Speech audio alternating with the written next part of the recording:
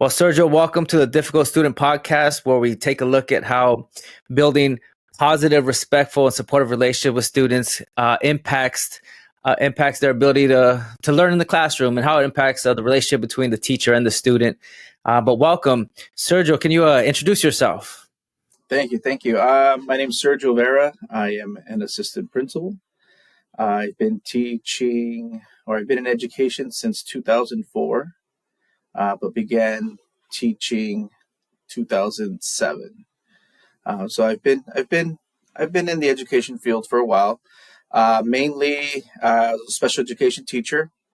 I also taught general education, high school, special day class as well. And then right now, I'm an assistant principal at a high school.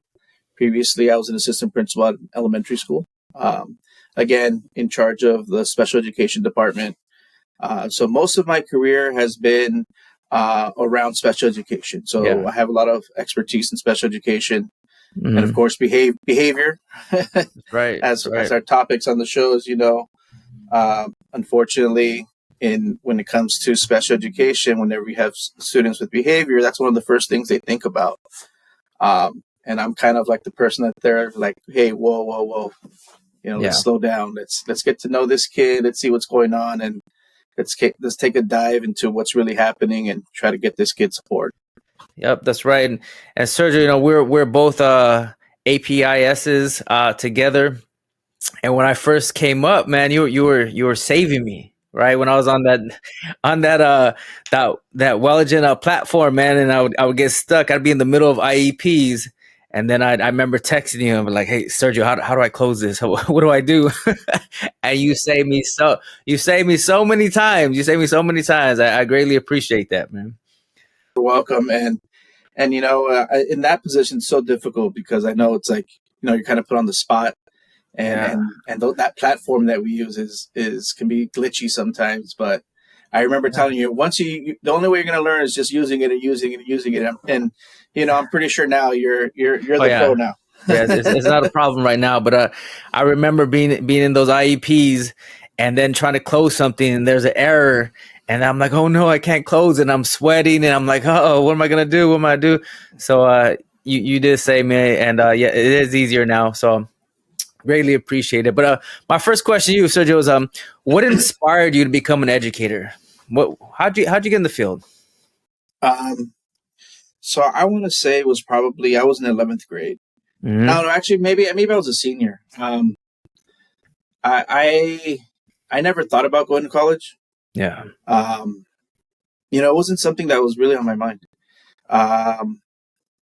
And I think what it kind of inspired me was maybe out of spite, because I did have a teacher tell me, you'll never go to college. You'll never graduate college. And I just remember thinking like, whoa, that's, whatever, and as a senior then it was a history class, which I ended up actually majoring in history, and getting my bachelor's in history. But history was my favorite subject. Yeah. But the teacher that I had I had her in 10th and 11th grade. Yeah. 11th grade, I believe, is when she told me I would never go to college. But again, I was a knucklehead, Yeah, that's some old school teaching, right? That's some old school teaching. That's the old school teachers. You'll never make it. Exactly. But I admit, I was a knucklehead, and I'm pretty sure I pushed her buttons. Like, looking back, I'm 100% sure I pushed buttons. But one of the things that, like, pretty much it became a point to where I'd show up to class and she'd just have a note ready. Go to the library. Every day. Just be sent to the library. Until eventually, and again, I would do dumb things. Like, I'd finish my the class was too easy. I'd finish my test ahead of time. I'd pass my test around to everybody so they can copy the answers.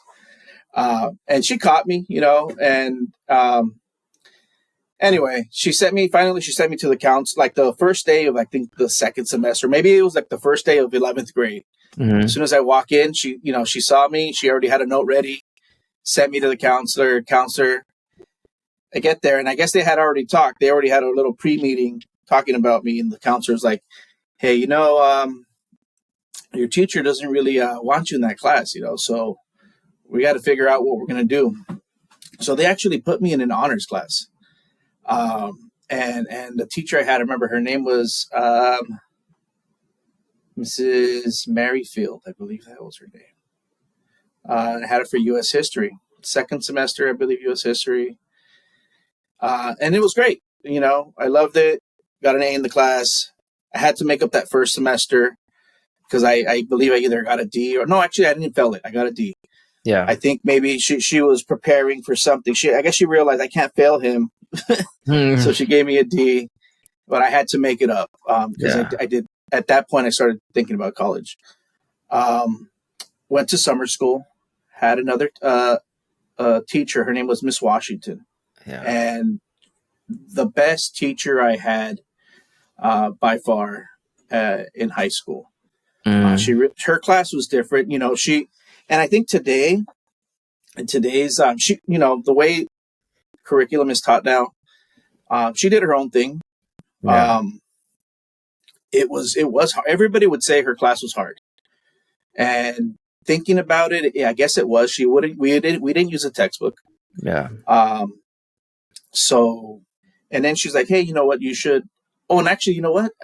In that history class, like part of the history class, it was maybe a week where we had to have a trial to see if like George Washington is responsible for war crimes or something. Yeah, she made it real. She made it real. It was awesome. Trial. Like now, I'm starting to remember now. Yeah, that sounds fun. Like we had a whole trial. We read all the information. You were on the fence. You were the prosecuting team, and you had witnesses that would go up. I think I don't remember if I was on the defense or on the prosecuting team, but I was one of she would explain the whole cross-examination process. When to object, how to object. And then from there, it led on to like, hey, we have a mock trial team. Would you like to join? And like, I joined it my senior year. My senior year, I had her for economics and government. Yeah. And again, in that economics class, she showed us how to do our taxes. Like we had to develop a company, develop a business plan, do our taxes. It was just stuff that you don't see now. Yeah, you never hear about that. You always hear this knock about how at schools they don't really teach you anything, and this teacher's over here teaching how to do your taxes, right? That's pretty good. That's impressive. Yeah, it was, and I think that was the point where you start to realize, like, you had a budget, and you start to realize, oh man, like life's expensive. Yeah, exactly. Like what? And this was, exactly. But anyway, she inspired me. That's what inspired me to be a teacher, because I thought, man, that's pretty cool. Like what she has done, I want to be able to do that for future generations and for kids just like me. Yeah. So you've been 20 plus years in education, right? Something like that. What keeps you in education? What keeps you around? That's it, man. It's not the money, I'll tell you that. I know, right? It ain't the money. It's I love what I do. I genuinely love my job. Like it's you always hear that thing, if you do what you love, you'll that's the best thing. It's cliche or whatever, but I genuinely like what I do. I've thought about, there's been times where I've thought about leaving the profession. Mm-hmm. It gets to a point sometimes where you're like, you get those down, it's like peaks and valleys, right? That's right. And sometimes you're in the valley and you get down and you feel like, everything's against you, nothing's working. But then you get, it's those moments that with the kids, right. Even if elementary, high school, when you connect with them, when you see them do something great, and it makes you feel good. Yeah. Those proud moments. And I think especially like as an administrator, when you're a teacher, you see it a lot more. When you're an administrator, you see it with, still with the students, but also with teachers and parents. And sometimes, it does feel like, okay, you don't get that recognition sometimes, but but then like recently I just switched positions. And as I was leaving, I had parents coming up crying, giving me hugs. I literally I got the position on a Monday, and I was starting at the other place on the next Monday. So I had like 4 days to, where parents found out, to say bye. And, staff, parents, students, they were all sad to see me go, and it felt good. I knew I was making an impact. But sometimes I don't know, you don't hear it maybe. So but that's what gets me going too, like when you get that recognition and it makes you feel good. That's right. I remember when, as a teacher, I remember when I was a teacher, I was like a superstar. I felt like I was a superstar. Like everybody was like, "Oh, Mr. Vergara," like I felt like a superstar. Taught for, I think it was like 18 years or something like that. And then I became a dean, and I went from a superstar to like the lowest bottom barrel, the bottom barrel person at the entire school. Like kids didn't respect you. Kids didn't like you. The teachers were like, I don't know about this guy, like, I don't know if he's really going to help out, and the administration would just throw the dean out and be like, go solve these problems, just get out there and handle that. And, I felt like the lowest of the low, and I and then when I became assistant principal, it's still lonely. It's still lonely, right? You eat a lot. Most of the time I eat lunch alone. Most of the time I'm in my office alone. And it is a lonely position. As you get higher up, it is a very lonely position. And just the little good mornings from the kids, the good mornings from the parents, the good mornings from wherever you could get it, keeps you going. It really does keep you going, And for me too, it's like I love what I do. I love what I do. I love my job, and I love the kids. I love the kids, and the kids keep me going. We've talked about it before, but how do you? Now I know you build relationships with students, right? How does that affect you being an educator, right? Building relationships with your students. How does that? Tell me about that. I mean, that's just teaching 101, I guess. I don't know, but it's also a personality thing. And sometimes I hear it all the time, like, oh, why do we have to build relationships? I'm here to teach. You hear that from some teachers, like, I'm here to teach, I'm here to do a job. And it's like, yeah, I get it. You're right. You are here to do a job. This is, students should just be coming, in a perfect world, these kids come in and they listen to you. You're the rock star, but we're not in that perfect world. We have kids coming in, where they don't see their parents in the morning or in the afternoon. That's right. You have kids that are coming in, who, their mother's not around. Mm-hmm. She maybe was around this weekend and they don't know when they'll see her next time. There's different situations these kids come in, and you need to know that. And it's not hard to just take a few minutes to just talk to them, like a person. I know they're students, but you talk to them like a person. You get to know them, and if you genuinely take interest, they notice that. That's and right. they know you're coming from a place where you actually care, because they can also tell when it's fake. Yes, right. Anybody can. You can tell when something's fake.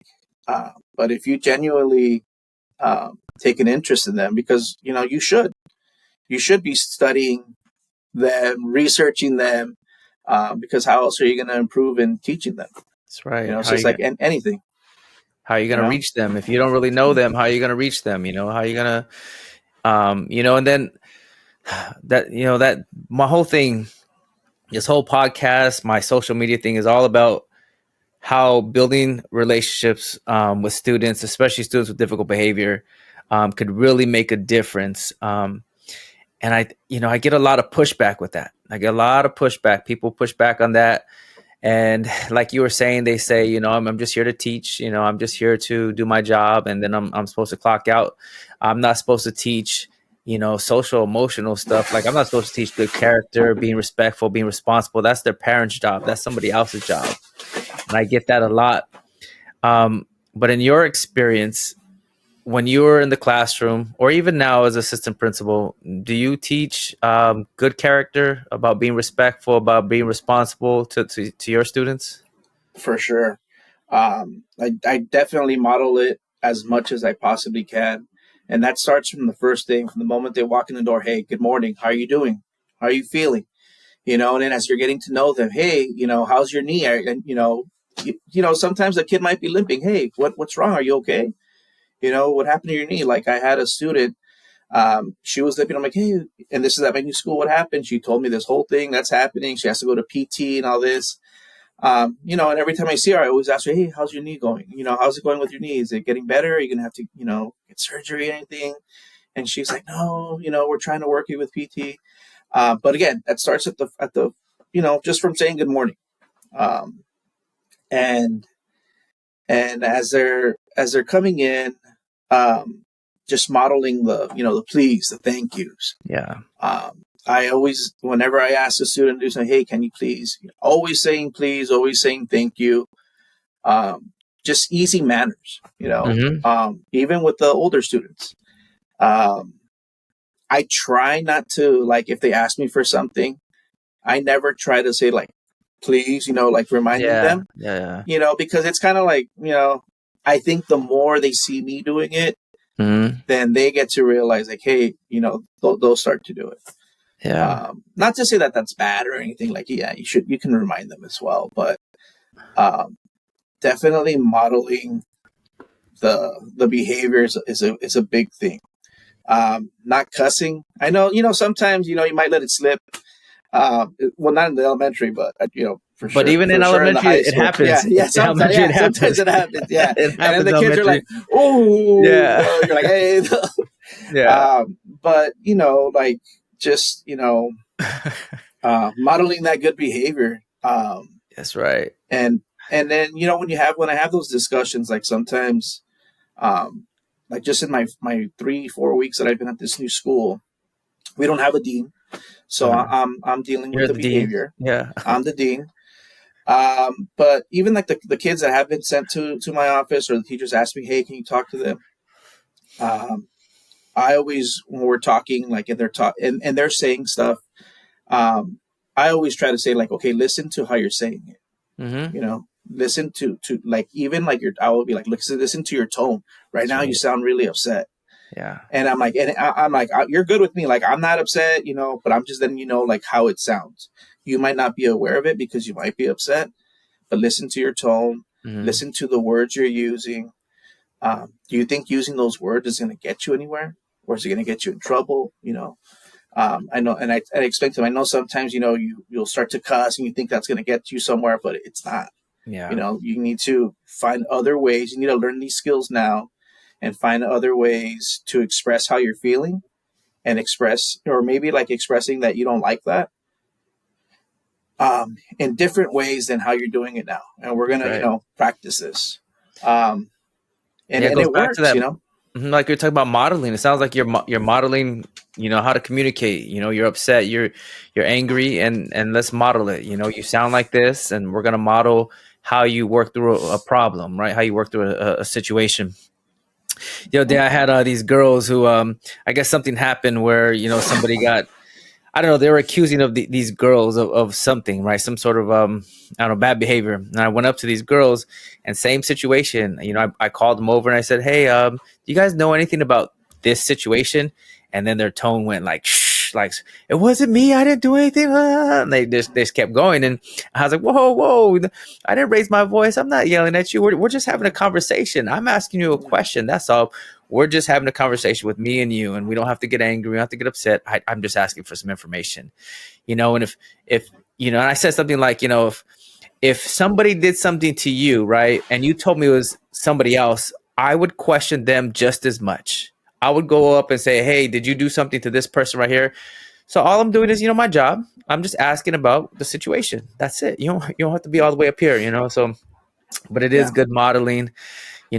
Back to the you mentioned bad words in elementary. That stuff happens. That stuff happens. The other day I was having lunch. Well, I was doing lunch supervision. It was funny. I was doing lunch supervision, And the older kids don't like the food really, right? They don't like the food. And one of the kids goes, dead ass, Mr. Vergara, I'm not gonna eat this food right here. And I couldn't help myself but laugh, Yeah. And I was like, language, hey, yeah. language, watch your language. And he's like, all right, sorry, mister, sorry. And I was like, all right. Yeah. But yeah, definitely language. And and then the kids that just don't stop and don't cut it out, obviously then you take them aside, have that private conversation. If you need to involve their parents, you involve them. That's right. But I always let them know, like, hey, we're having this conversation here. And I explain the next steps. Next steps will be, if this doesn't improve, we're going to have to call your parents to see how we can, make this better. Yeah. Or improve this behavior. And then just being consistent with it. That I think that's key, is just being consistent. You can't forget about it, because they'll know when you forget, like, oh yeah, he said it. Forgot. He forgot. Yeah. You know, being consistent. Yeah. Like at this new school, I needed something signed from a kid, right? An IEP form or something. Because the district's on us. Hey, this is late. Anyway. Yeah. Gave it to him, printed it out to him. I'm like, here, I already called your parents. They know about it. Get it signed for me. Bring it back tomorrow, please. Next day, no, nothing. Hey, where is it? A week goes by, and I'm hound. Every time I see him, I hound him. I'm like, hey, look, listen, I'm gonna go to your house. I'm not joking. Oh no. I'm like, I'm gonna go to your house. And for sure, I had gotten another email that same day. And then I'm like, I printed out a new page, got the kid's address, drove my way home from work, drove by his house. His sister was, he wasn't there, but his sister was there. Oh, and she wasn't happy. She's like, how long have you been trying to get this? I'm like, oh, it's been like over a week. Then the next day, she's like, oh, I'll make sure he takes it. The next day he comes by and I'm like, hey, did you get it? Why'd you come to my house? I'm like, I told you I was going to go to your house. He's like, no, my sister still has it, but I'll bring it. And then next day, which was Friday, he brought it. He's like, oh, here you go. He's like, I thought you were going to come again. I'm like, no. But I'm like, but next time, hey, I'm going to tell you what I want for dinner, because it was around dinner time. I smelled the food, Yeah, you got to follow through, man. You have to follow through. You have to follow through. If you say you're going to do it, you got to do it, right? And the minute you don't do it is the minute you lose your credibility. That's the minute where they're like, Mr. doesn't do anything. He won't do it. I can do whatever I want, because they're not going to follow through anyway, And so you have to follow through. If you say it, then you got to do it. But then that you can't just say crazy things too. I feel like you got to be careful. You got to be careful of what you say, because if you say it, you have to be able to do it.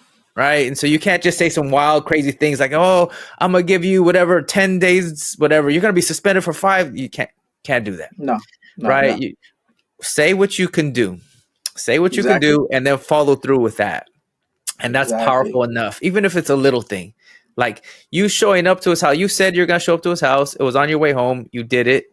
Man, I bet you your word is like gold. If you say it now to this kid, if you say, oh, hey, I'm going to go end up doing this, he's going to be like, oh, no, mister, all right, I know you don't play. I'm going to do what you say. That's good. And again, like I always explain to him, like, look, you put me in that situation. Mm-hmm. I gave you all these chances and all these reminders, and you put me in that situation. Yeah. And I always explain, I think one of the key things is what a lot of students lack too is empathy. That's right. And understanding other people's situations. Mm-hmm. Because they don't understand what situations we're put in. Yeah. And that's when it comes back to the consistency and following through and letting them know, like, hey, I have to do this. This is part of my job. There's no, I'm not going to let you get away with this. This is something what we have to do. I want to work with you. I want to, I do want to really work with you, and let's try to solve this ourselves. Yeah. But if we can't do that, then we need to take the next steps. That's right.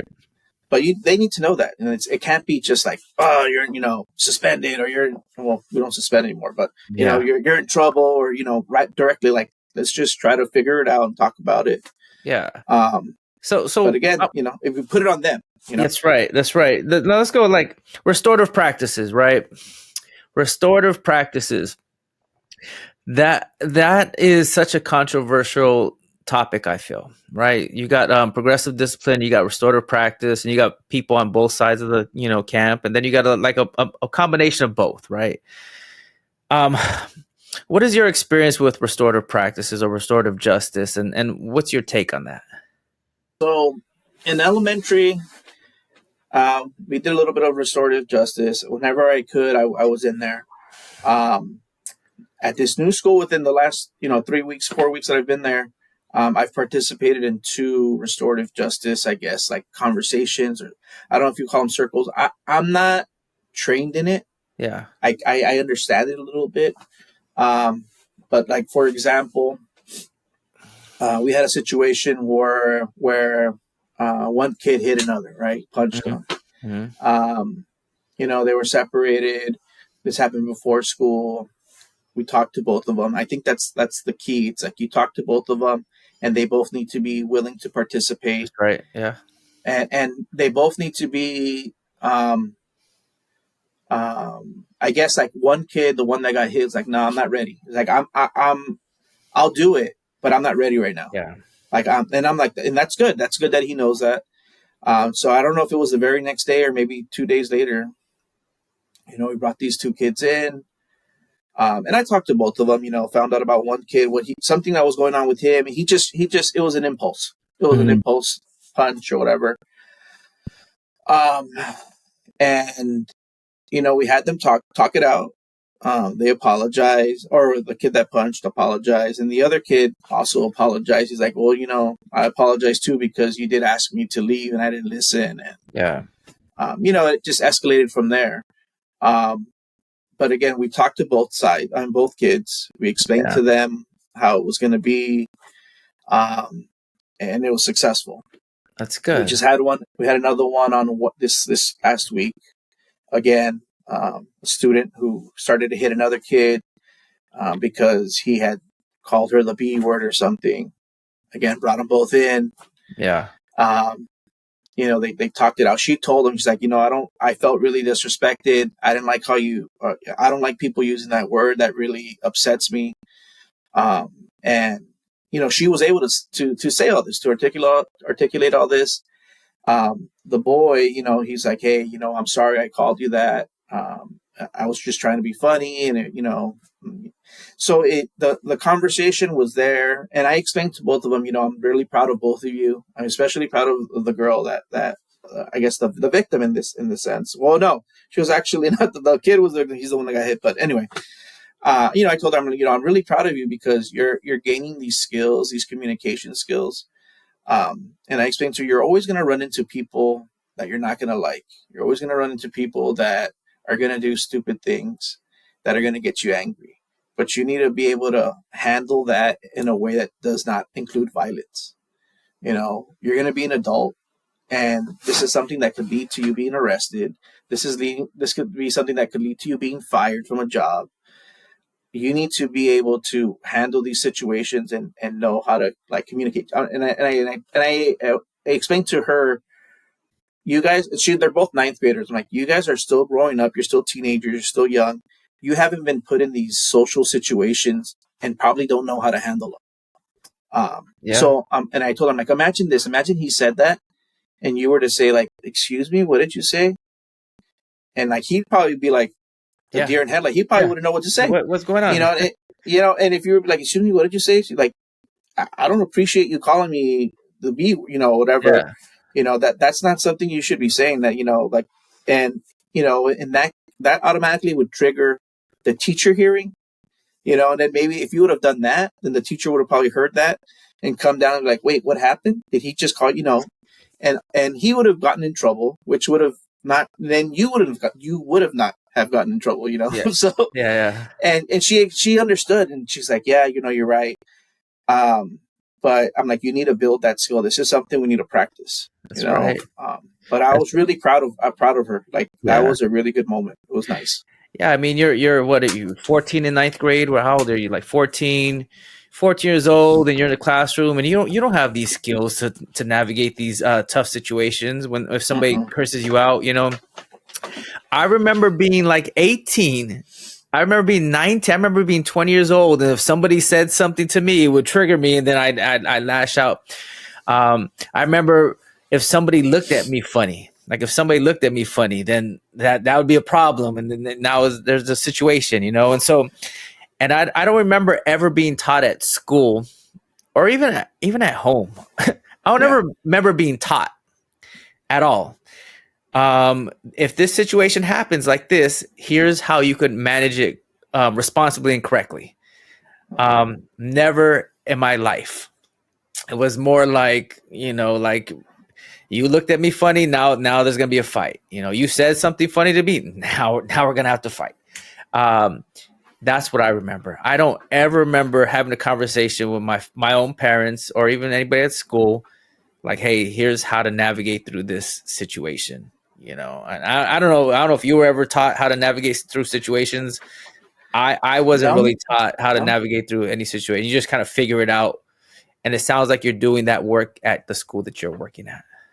And you'll have those parents that'll tell you, because I've already had parents tell me, well, I tell them if anybody says or does anything to them that they need to defend themselves. And I'm like, well, that's not. And I remember telling the parent, I'm like, I get it. You're the parent, but at the same time, what we're doing here at our school and what I'm trying to do here is teach them how to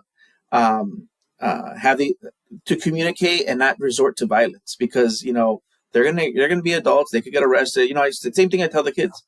And this parent's like, you know what, you're right. And she said, thank you for doing that. That's great. Thank you. I didn't know that you guys were doing that. I'm like, well, we're doing it now. I'm like, I'm here. We're trying. That's what we're here for. We're here to teach our students here how to communicate responsibly, right, and navigate these social situations that they're not used to doing. They're kids. They've been on this earth 14 years. 14 years. 14 years. People. I think we forget that. And the same thing with the little ones, the ones that are 6. They've been on this earth for 6 years. 6 years. What do they know? What do they know? Exactly. They don't know anything. They don't know anything. Yeah. And yes, we do have to teach them. Unfortunately, we do have to teach them these skills. We do have to teach them. And again, I go back to empathy. I think empathy is one of the biggest skills that are one of the skills that our students need.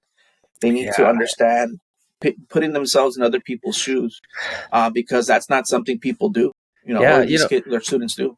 That's right. Like I see all these kids, right? All these kids at the school that I work at, bunch of kids, and I see myself in them.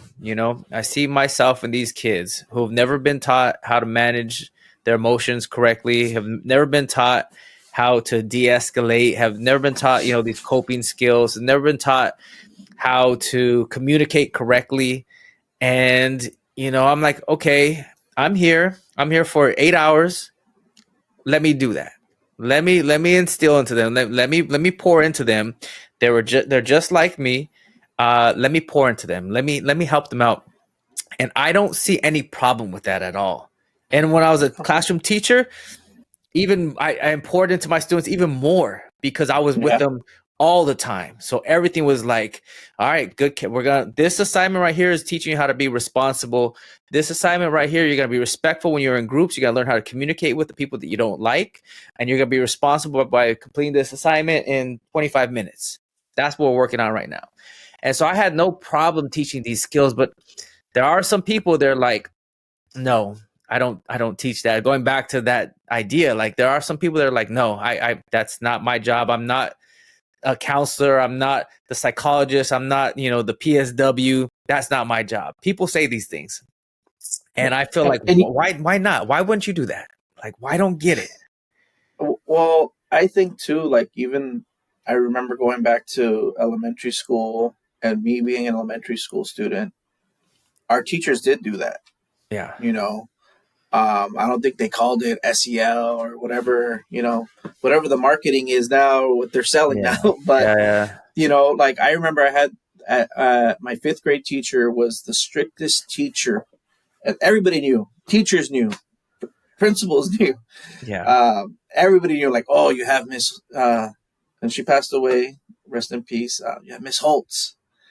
and generations knew, like, you know, your kid, your brothers, they all knew, but they would always say she has the best behaved class.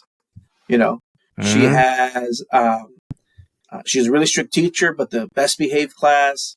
And you know what, I guess you could say she was strict, but no, she modeled the please, the thank yous, That's good. the good mornings. Old She school. said good morning to every, old school. She said good Old morning to every student. And you had to be respectful, even at lunch. Like, we had these stickers. So if your class was quiet and cleaned up, you got a sticker Monday, Tuesday, Wednesday, Thursday, Friday. If we missed that one sticker, like if we didn't have perfect stickers, oh man, like we all had to write an essay explaining why didn't we get that sticker. And it was even to the point of, and she came, I remember the first week she would come and sit down and eat with us, and she told us you'd have to take out your napkin, use your napkin. You can only talk to the person to your left, to your right, and in front of you. No shouting across the table. You have to use a straw. You can't drink out of the carton. And she had her little monitors in there, so like if anybody was drinking out of the carton, you know, they drop dime on you. But you know, we were all, you know, in line. Even to use the restroom, you know, she would tell us, you know, the restroom you use on your own time during recess and lunch. If you want to use it during our class time, you'd have to write this. She would call them BEEs, behavior excuse or behavior explanation essay. So you have to, you know, to, I guess, make you think about, you know, why didn't you go during lunchtime? You know, you'd explain it, you know. Or like even if you got into a fight or got into it with somebody, you would have to explain in that essay. And it's kind of like I guess maybe she was doing her own little restorative justice, because, you know, she would bring both of the students and then they would have to read the essays to each other. And, you know, I guess they would have to hear like why they did what they did, you know. So I feel like teachers have always done this, but I think when you tell them that they have to do something new, you know, teachers have a lot on their plate. So it does feel like, oh, that's something extra. That's it. You know, but I think it's just something they've always done. Yeah. But it's just now that it's kind of like, you know, being implemented, and, you know, that's I guess the buzzwords that are going around, and, you know, you know how it is. You know, we hear these programs implementation for a few years and they go away, come back. So it's just, teachers get tired of that stuff. Yeah, they do. They do. And yeah, I mean, all the stuff that's put on teachers' plate. There's a lot of things. A lot of things that are put on the teacher's plate. All the testing, you know, all the new platforms. Everything's digital now. So if you're used to paper and pencil, that's out the door. If you're not tech savvy, but you have to do these tests, you know, iReady, and, you know, everything's digital. Everything, Schoology, everything, the Dibbles, all of that. It's all digital, and, you know, like I don't like to stress out the teachers at all. Like I don't want to stress out none of this. I'm, you know, and then as an administrator, you got a bunch of stuff poured onto you. You know, you got to do that. It's, I don't know. It's just a stressful situation, and in general, in every position, whether you're a teacher, you're whatever, assistant principal, it is a stressful job. It's a stressful job, and I guess you got to make your environment a happy place. You got to really, you know, I don't know. You have to. All the pressure that you're feeling, you can't put it on the teachers or the kids. Right, as an assistant principal or a principal, you're like the filter. You're like the filter, and you filter out all of that stuff from the top. Right, it's all coming from the top, and it's gonna go through you. It's gonna go through the principal, and then, you know, you just filter it out, and you try your best not to stress out the teachers, and you don't want to stress out the kids, and you know, that's a major part of your job, I feel. Yep. Yeah. No, I agree. That's one of the things I think I would always focus on, is, telling the teachers, hey, I don't want you to stress out on this. Don't stress out. Don't take it home. Don't stress out about it. Let's try to figure out what's going to work. And then I would always tell them, like, it's going to fall on me. Don't worry. It's going to fall on me. You know, if you're worried about this parent, have the parent come talk to me. I'm going to be there. Like, I'm here to help you out. You know, like that is our job. You know, we are there to support them. And that's one of the things I would always tell them, like, don't worry about it. It's not going to be your fault. It'll be my fault. You tell them I did it, you know, like, right. You know, like, you don't need to stress it. That's right. Yeah, like, you do not need to stress about anything. Like, that's the worst thing. And I think also you made a good point, is you don't want that stress on you, because the kids are going to feel it too. That's right. And I remember teaching, I remember having, you know, sometimes when I have a bad day, because I was the type of teacher that even when I wasn't in a good mood, I tried to, you know, I didn't try to let it affect my work. But, you know, there are times where either I was sick or just, you know, I was just not in the space that I needed to be. And I would tell my students ahead of time, hey, guys, listen, I'm not in a good mood, or I might be sick, not feeling good. So let's please, you know, like, if I'm not talking to you, don't take it personally. And, you know, let's just try to get through this day, because I really, and I would be like, I'm sorry, but I'm not 100% today. And you know, so my attitude's probably not the best. And I would always, every time I was in that, like, in a bad mood, you know, I wasn't in a bad mood all the time or anything, but I made it a point to let them know, you know, and again, teaching them that empathy. That's right. You know, they need to know, like, hey, I know how that feels. So maybe I'm going to ease off, or, you know, maybe I'm just going to do what I need to do. And they did, you know, they respected that. That's good. So, teacher burnout, right? I'm talking about, you know, stress and all that, you know, teacher burnout. So that's a real thing that's happening, right? Teacher burnout definitely happens. It's a real thing. Do you have any tip? You've been in education for 20 plus years, right? 20 plus years. And do you have any tips for the young educators, right? So that they don't burn out? Yeah. Don't take anything personally. Nothing is personal. Don't take it personally. You're not going to reach every kid. Your first years, you're learning. Don't be afraid to make mistakes. That's one of the key things. Don't be afraid to make mistakes. You're going to make mistakes. It's okay. That's how you're going to learn from. You're going to learn from your mistakes. Try, you know, like, I think those are the two biggest things, is not to take it personally, not being afraid to make mistakes. Sometimes, like, I'll give you an example. I had a new teacher. She was actually an assistant that became a teacher.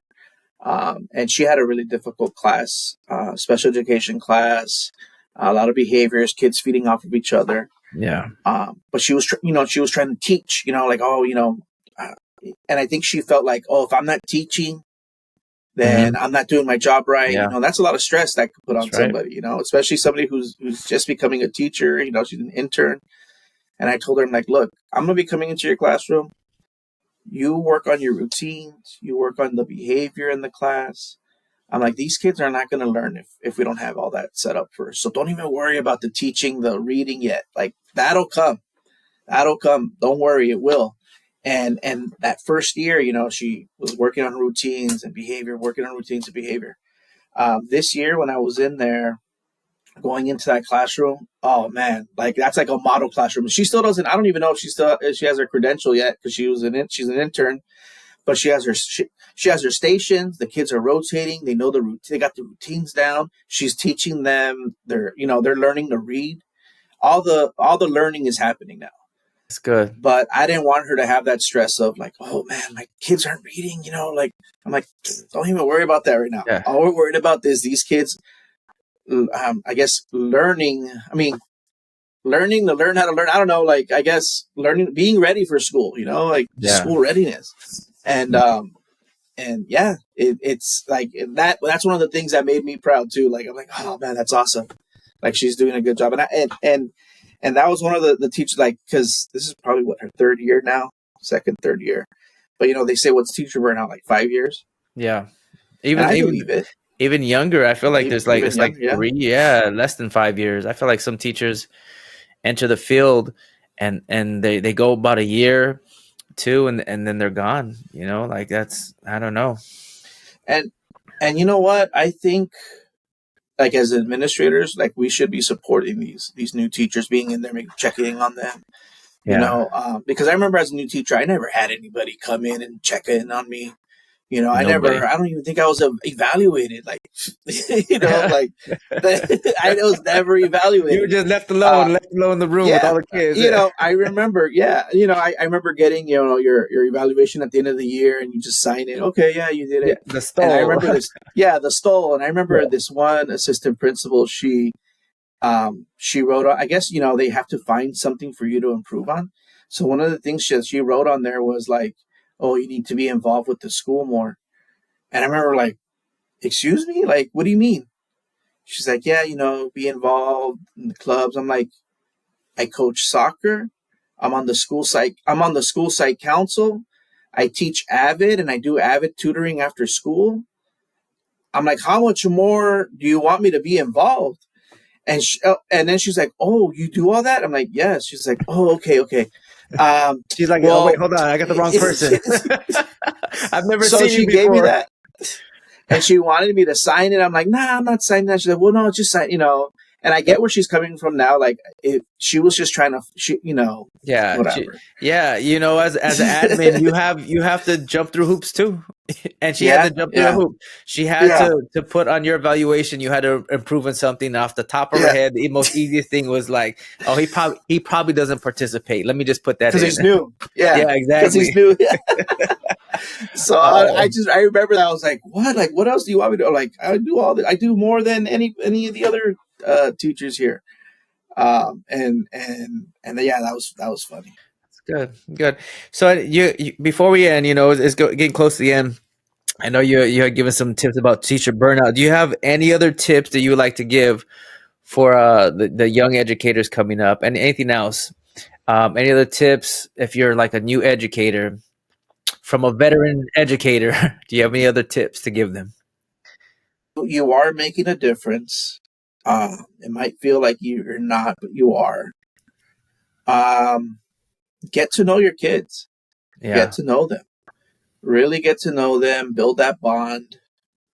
That's one of the easiest things if you really want to help with your burden. Get to know them, you know, and you know, especially like when you see them later, you know, if you really get to know them, you bring up something from the past, and they'll remember. You know, they might even bring something up that you might not even remember. So get to know your kids. Don't take anything personal. Don't be afraid of the mistakes. What else? I guess it's all situational. Yeah, it's all situational. Yeah, it's all situational. It depends on the teacher. You kind of, you know, like, you know, you talk to the teachers, you get to know them, and I guess the advice would have to be, it's like on a case by case basis. But those are the main ones, I think, is to prevent burnout. Get to know your kids. Don't take yourself too seriously. Don't take yourself too seriously. That's right. Don't take yourself too seriously. Yep. You know, that's an important one. Mm-hmm. You're just any other ordinary guy. You're just another ordinary woman, man. You're just yeah. You're just yeah. You know, okay, cool. Well, Sergio, thank you so much for being on this podcast. Greatly appreciate your insights. Definitely learned a lot from you. Through this podcast. So thank you, Sergio, for being here on Difficult Student Podcast. Appreciate that.